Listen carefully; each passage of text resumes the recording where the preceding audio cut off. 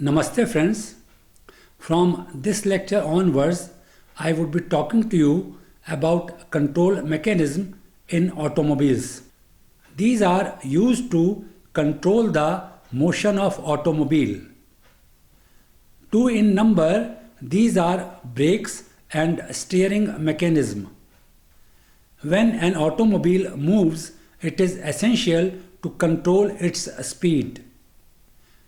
The speed of automobile must be reduced if it crosses a certain limit.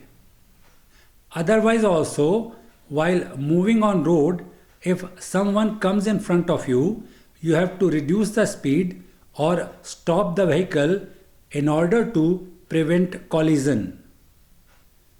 Actually, by doing so, you are saving yourself and the other person because collision may harm both.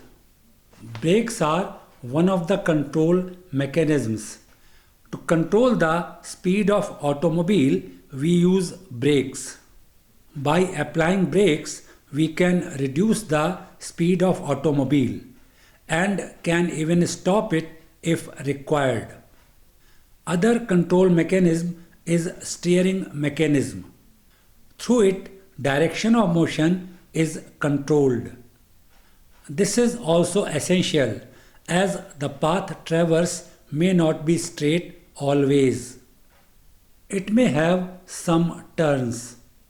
To change the direction of motion according to turn, we have steering mechanism. First, I would be talking about brakes. Brakes, as mentioned above, control the motion.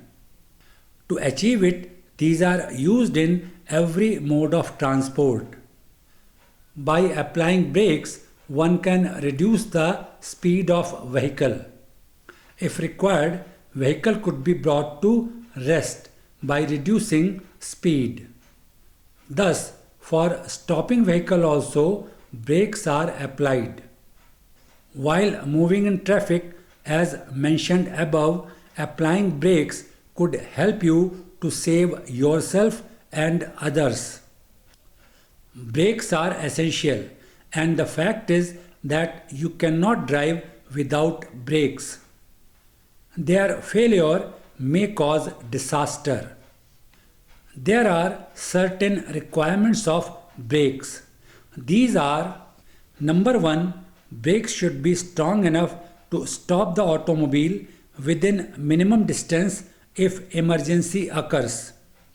Equally essential is that driver does not lose control on automobile while brakes are applied. Number 2. Brakes are applied repeatedly to control speed. With repeated application, their efficiency should not decrease. To maintain control on automobile when brakes are applied, these are provided with traction control system. This system provides assistance to driver in keeping control on automobile when brakes are applied.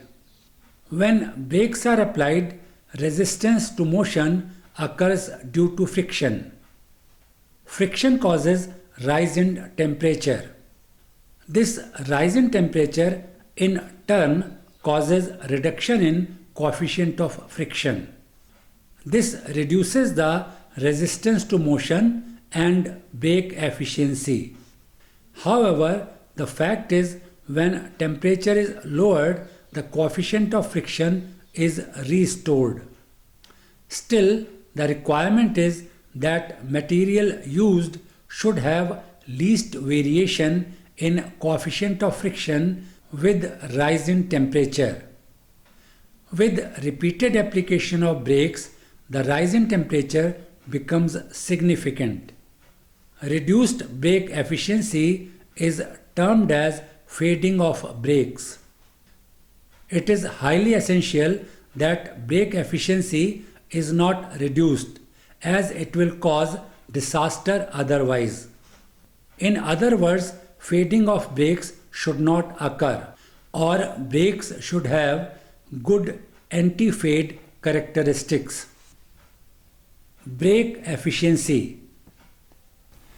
Maximum retarding force F applied on road wheels depends upon number 1, coefficient of friction between tire and road surface mu, and number 2, weight of automobile W. Mathematically, retarding force F is equal to mu W. If mu is equal to 1, then F is equal to W. This means retarding force is equal to force experienced by a freely falling body of mass equal to that of automobile. In this situation, brakes are considered to be 100% efficient. Theoretically, this is the maximum limit. Practically, 100% efficient brakes mean that vehicle will become stand still as soon as brake pedal is pressed. It is a known fact that sudden change of state from motion to rest can be harmful for the user of vehicle. It can hurt passengers if it is a passenger carrying vehicle. Also, it can damage goods if it is a goods carrying vehicle. Therefore, for the safety, it is essential that brakes are not 100% efficient. Brakes should be efficient enough to prevent collision in case of emergency. Automobile should not stop all of a sudden but should stop within safe distance. This safe distance is termed as stopping distance. Stopping distance is crucial for the safety of passengers and goods. Stopping distance. Stopping distance, as the name indicates, is the distance traveled by the vehicle during application of brakes. It is crucial as mentioned above because it prevents collision. Vehicle must stop before it collides. Stopping distance comprises of the following. Number 1. Reaction time. It is the time taken by human being to react to an unexpected situation. In our case, it is the time taken by driver before he applies brake in case of emergency. It is different for every human being. Some persons react quickly and this time is reduced.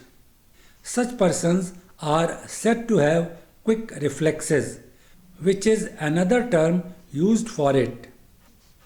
Automobile moves through some distance during reaction time and this forms a part of stopping distance.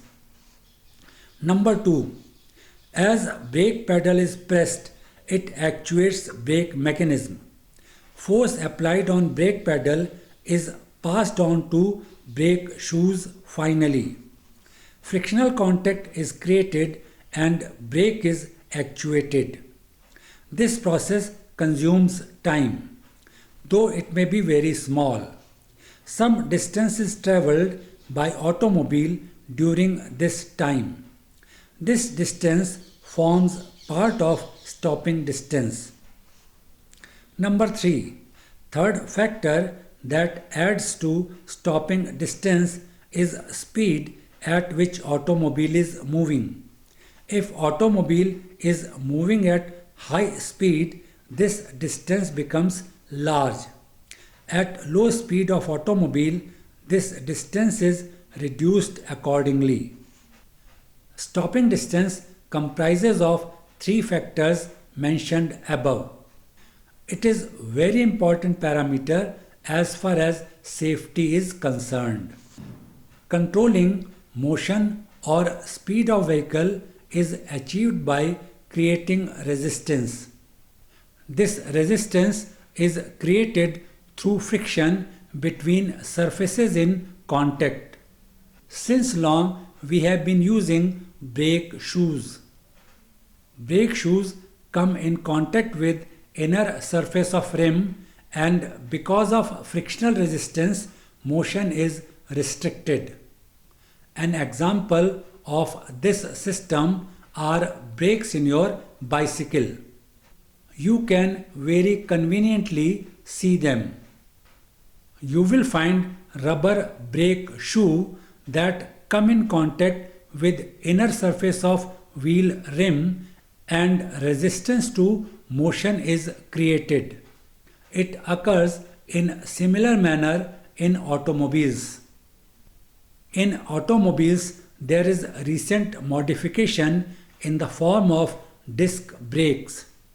There is a disc. Brake shoes in the form of caliper come in contact with disc and create resistance to motion. I would be talking to you in details about these later while discussing different brake systems. Factors influencing effectiveness of brakes. Effectiveness of brakes is very important. It is influenced by number 1 force, number 2 coefficient of friction, number 3 area of contact, and number 4 heat dissipation. How these factors mentioned above influence effectiveness, let us see now. Force. Friction generated between two surfaces in contact depends partly upon force exerted. In automobiles, fluid used in brake systems exerts this force. This force brings brake shoe in contact with drum of rotating wheel.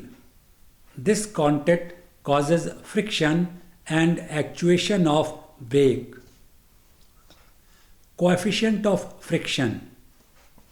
Amount of friction between two surfaces in contact depends upon their coefficient of friction. Higher the coefficient of friction, more will be friction. Coefficient of friction depends upon property of material and roughness of surface. With repeated application of brakes, roughness of surfaces is reduced and they become smooth. This reduces force of friction. Area of contact. Force of friction is dependent upon area of contact. Two are directly proportional. More area means more force of friction. In automobiles, area is increased by increasing the size of shoe brakes and providing them in all four wheels. Heat dissipation.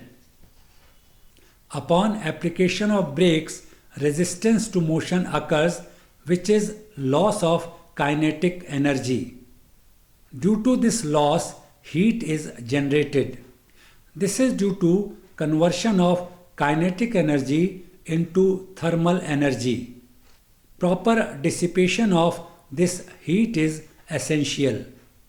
If not so, brake shoes and other components located nearby may be damaged. Generally, heat so generated is dissipated with the help of air. Air is made to pass through wheels that carries heat along with it. Brake lining material. Brake lining is made of frictional material. These are either riveted or pasted on brake shoes.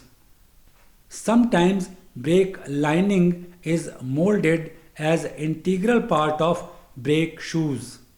Only disadvantage in this case is that when you are to replace lining, you have to replace the complete brake shoe. Following are few commonly used categories of lining material. Asbestos based lining material. These materials were in use for a very long time till 1970s. These were chosen because of their ability to dissipate heat efficiently. Also, they were durable. Their frictional contact with wheel drum created dust. Later, it was found that this dust is health hazard. Therefore, use of asbestos-based materials was discontinued and they were replaced by other materials. Non-asbestos brake lining. These are organic in nature and environment friendly. These do not affect human health adversely. Example of these materials are rubber, glass, different types of resins and Kevlar. Though these are not as durable as asbestos-based materials, but they are not harmful for human beings, which is the top priority naturally. Brakes having lining of these materials operate quietly, which is an added advantage. Fully metallic brake lining. Sintered iron is one such material. These are suitable for heavy duty vehicles. These require high pressure pedal and cause fast wearing out of wheel drum. These are also suitable for racing cars. Semi-metallic brake lining. These have good anti-fade properties. These have good frictional characteristics also. These are durable and economical. Also, they are easy to maintain. These are made up of brass, copper and steel. Metallic fibers are molded with adhesive to form brake lining. Ceramic friction brake lining. In these linings, ceramic with copper is used. These are light in weight and have better heat dissipation properties. Due to their better wearing properties, they last longer. Their price is high as compared to other lining materials. Here, discussion for this lecture is concluded. Thanks for watching.